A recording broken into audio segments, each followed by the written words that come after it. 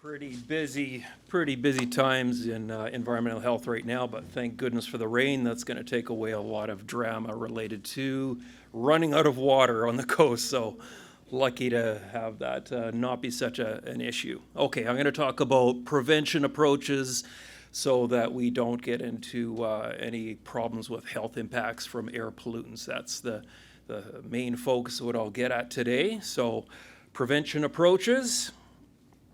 There's some beautiful Sunshine Coast air. You Google for Sunshine Coast air, and that's what you're going to see. You don't see a whole lot of wildfire smoke in that picture, but it's also an advertisement for the airline, Sunshine Coast Air.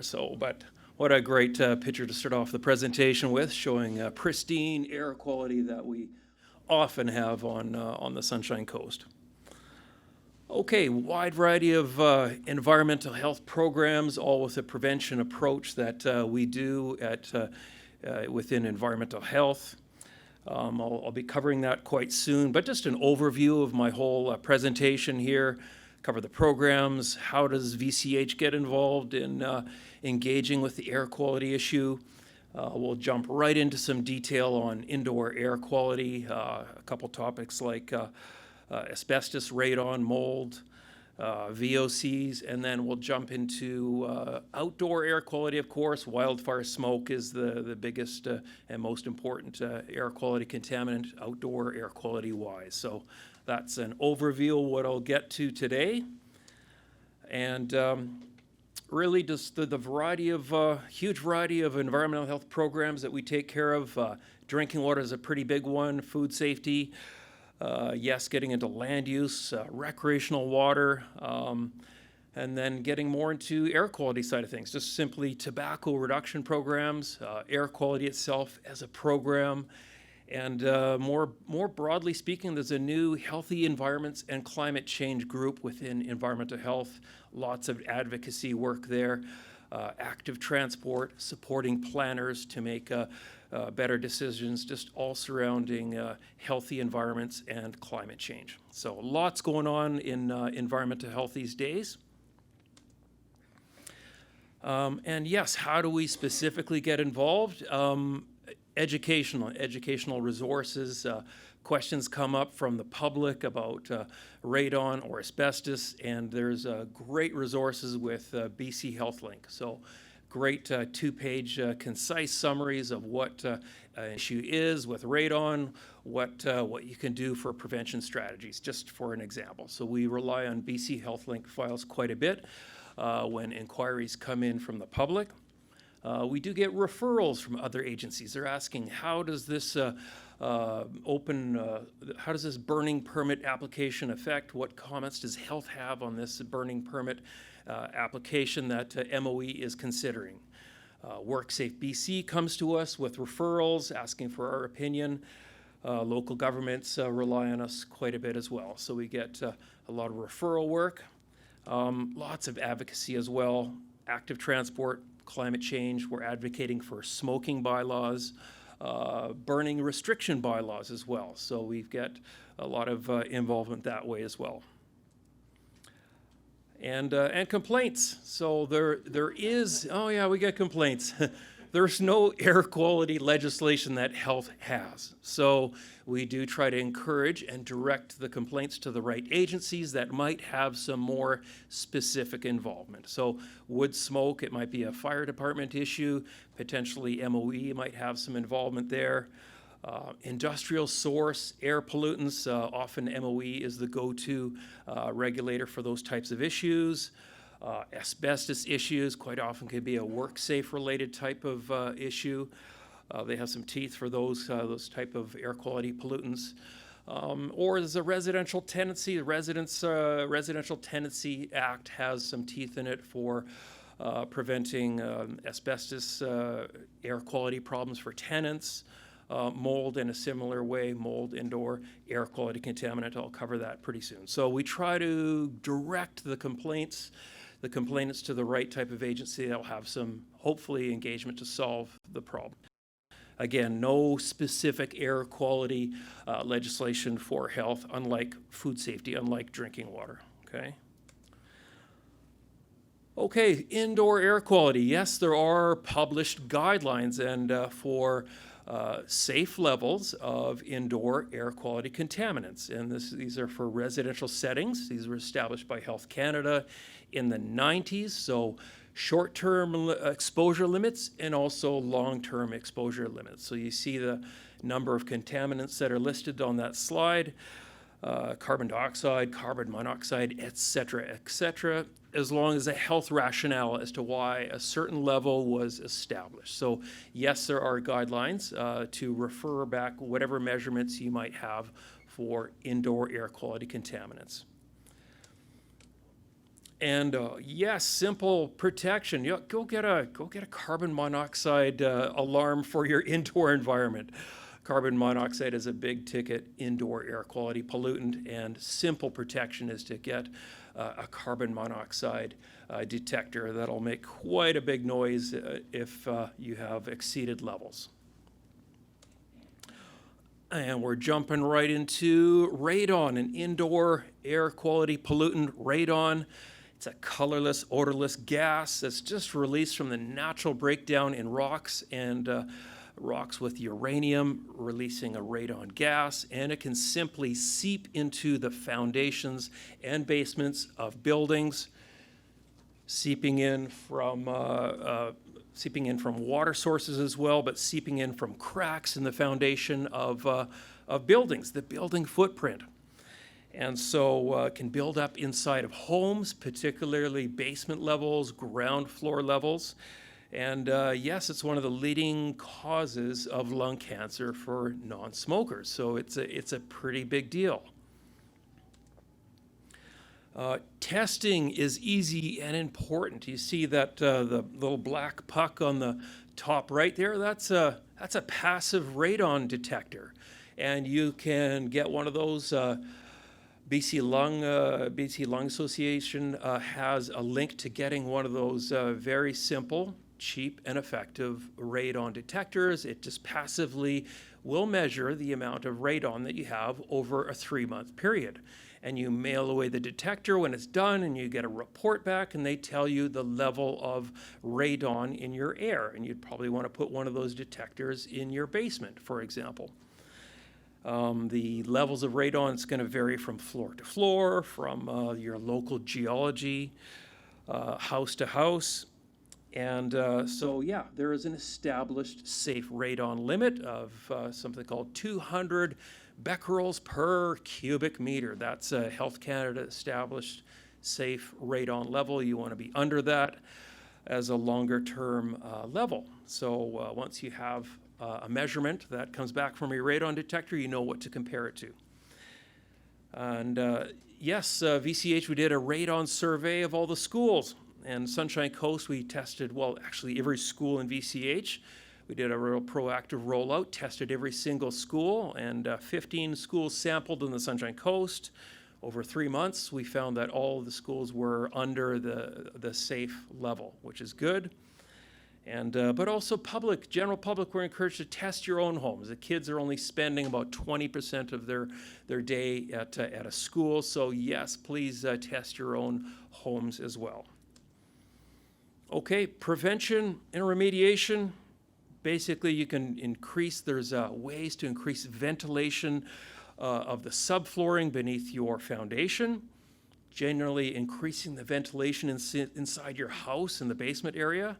Sealing up cracks to prevent radon seeping into your foundation, and also, when in doubt, get a professional to give you some recommendations if you do find your radon testing, your levels are on the high side. So there are steps to do for knocking down the level to safer amounts. Another air quality contaminant is asbestos. So asbestos is a naturally occurring rock. You see what it looks like. It's kind of a white matted fiber, and it was used in building materials primarily because it had fire-resistant properties.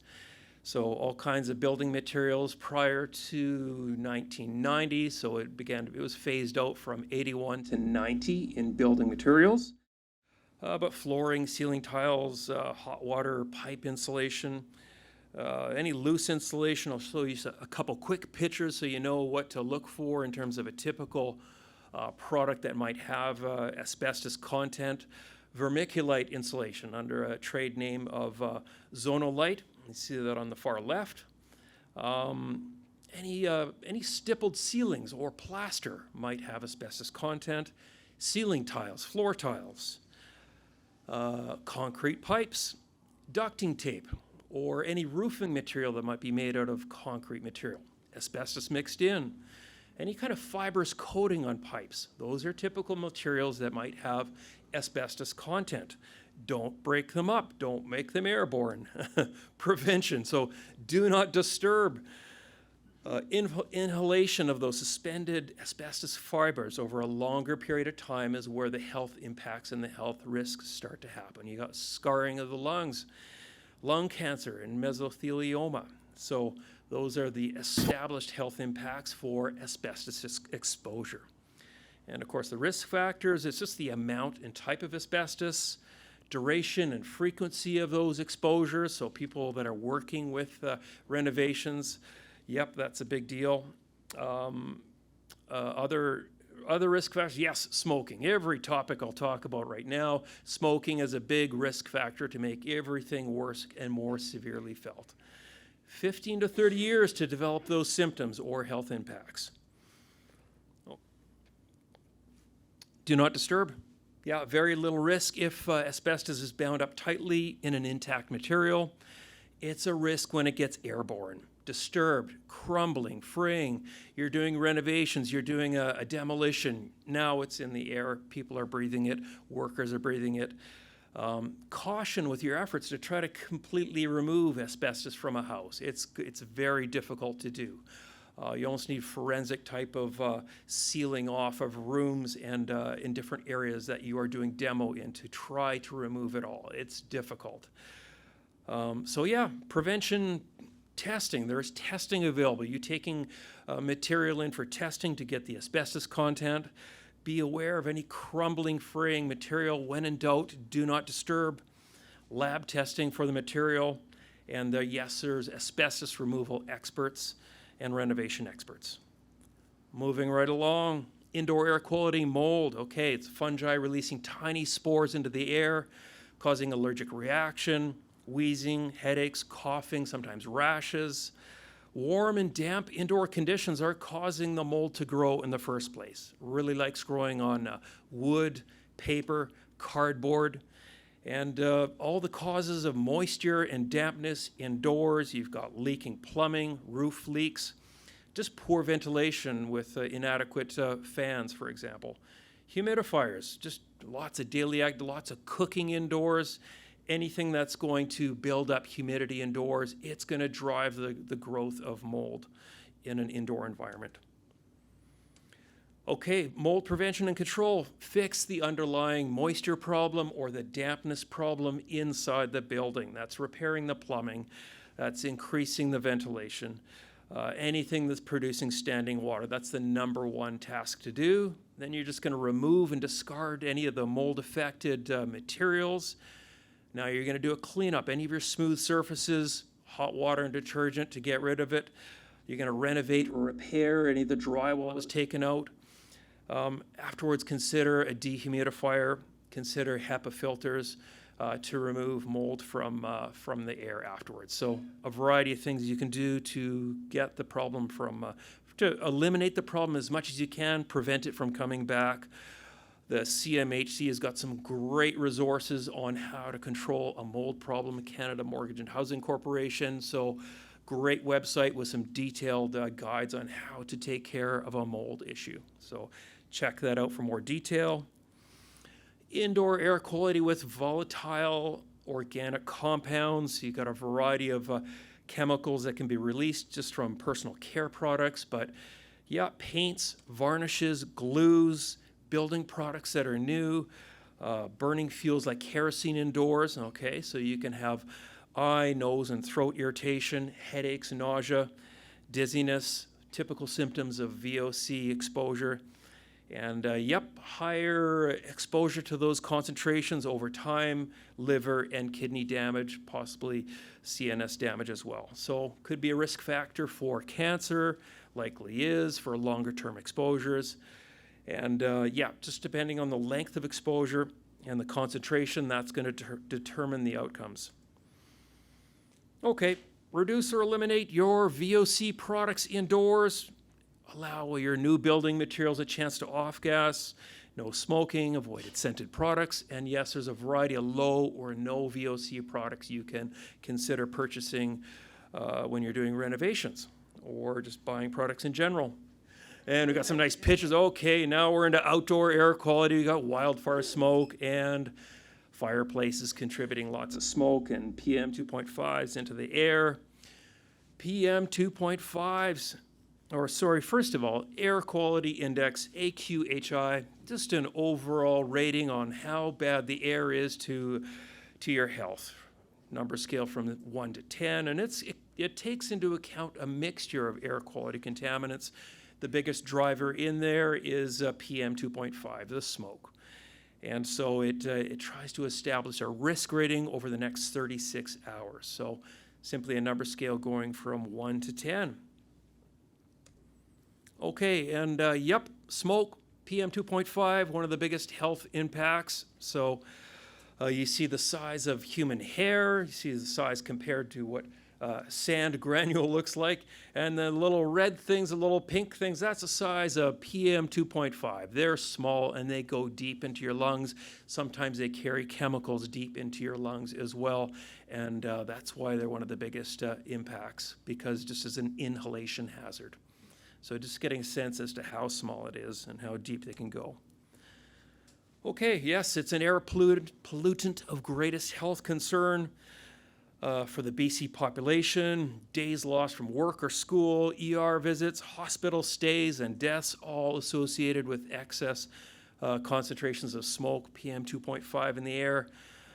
Short and long-term exposures can lead to just worsening of heart and lung conditions and diseases. So at greater risk, of course, children, older adults, and any of those with pre-existing lung conditions. The old Sechelt mine fire from a few years ago, just all the smoke released into the air. Everybody, I'm sure, remembers that. That was really the start of quite a few orange sky mornings, I remember. And we see the smoke over the Sechelt Inlet again. And smoky skies bulletins are now being released. They're originally generated by the Ministry of Environment and distributed widely. Smoky skies bulletins, they are linking it to locations and times when there is established high amounts of PM 2.5 in the air. We saw a lot of these released for the Sunshine Coast this past summer. And they're talking about prevention, how we have smoky skies going on now, what basic prevention activities can you do? Well, reducing outdoor activities, increasing your ventilation, changing your filter on your HVAC system in the house, installing an HEPA filter. If you're driving around a car with air conditioning, you can set it to recirculate. Very sensitive people, consider moving to other areas that are not affected by smoke. And yes, use face masks, but with caution. N95 masks, yes, they're fine, but make sure you've got a good fit around your face just to try to reduce the impacts of PM 2.5. So some prevention tips that are explained in a typical smoky skies bulletin. Mapping tools, finding out locations as to where the smoke is and what level it's at. Sorry about that. I'm talking about some great BC CDC resources here. BC CDC is one of the greatest websites with a variety of excellent resources on how to reduce your risk to smoke. And they're just showing one example of creating a do-it-yourself HEPA filter. You buy a big fan and you simply tape on a HEPA filter. I mean, maybe you've gone to all the hardware stores and they're all sold out of all the HEPA filters. Okay, so now you might have to make your own. This is a very practical DIY solution for trying to reduce the amount of PM 2.5s in your indoor environment. Lots of other really great resources on the BC CDC website for reducing the impacts to wildfire smoke. This is just one very practical example. Okay, now we're on to mapping tools. Ministry of Environment's got a great website. They've got a great network of super accurate air quality measurement devices. Unfortunately, they're highly accurate. It was great. They're just not that widespread. The closest one we have is in Langdale. So air quality results, air quality issues for the Sunshine Coast. It's coming from the Langdale station on the top of the school, Langdale Elementary School. Doesn't say much for what the air quality is in Sechelt. So nevertheless, it's better than nothing, and that's how air quality is tracked by the MOE. Those are expensive stations to maintain and build.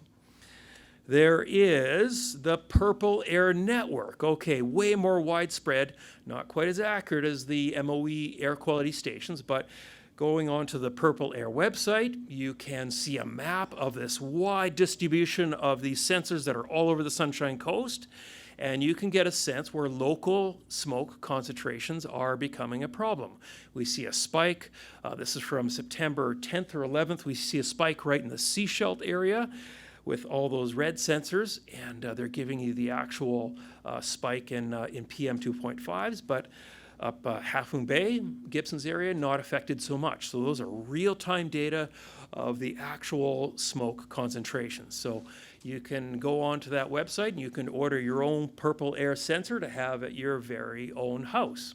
So a much wider network and a great bunch of data, so good distributed data. And so just yet another great mapping tool and another good resource to have for preventative approaches, knowing where the smoke is.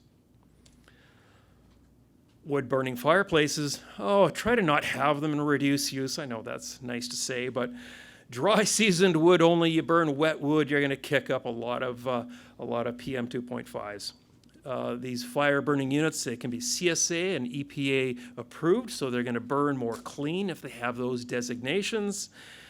Your garden refuse, try to mulch and compost that and not burn it indoors. And pellet stoves tend to be a little bit better, a little bit more clean burning. So reducing the amount of smoke just from wood burning fireplaces indoors. We see this in the winter quite a bit. There's also an open burning smoke control regulation. The MOE covers this pretty effective legislation, guidance and permitting, just making sure any open burning they're just trying to minimize health impacts from these open burns that might occur, hopefully out in the rural areas far away from population centers. So based on location, ventilation index, start and finish times, the MOE issues permits for open burning at some points. And there's a whole bunch of prohibited materials that you're just simply not allowed to burn. It's quite an extensive list, and I'm glad it's there, and I'm glad the MOE is out there with some enforcement tools to prevent that stuff getting burned, because it does not end. It's major air quality contaminants when those materials are burned. Okay. Last little plug for the Healthy Environments and Climate Change team that we have within environmental health, medical health officers working on that team as well. Lots of advocacy, support for community planners, climate change and adaptation strategies. So a lot of new school work. This program within VCH is being modeled by all the other health authorities and other health authorities across Canada, seeing the great work that VCH is pioneering with this very innovative new program, cutting down on climate change impacts and smoke and everything else related to heat stress, et cetera, et cetera. Okay, so that's my quick presentation of everything going on with environmental health.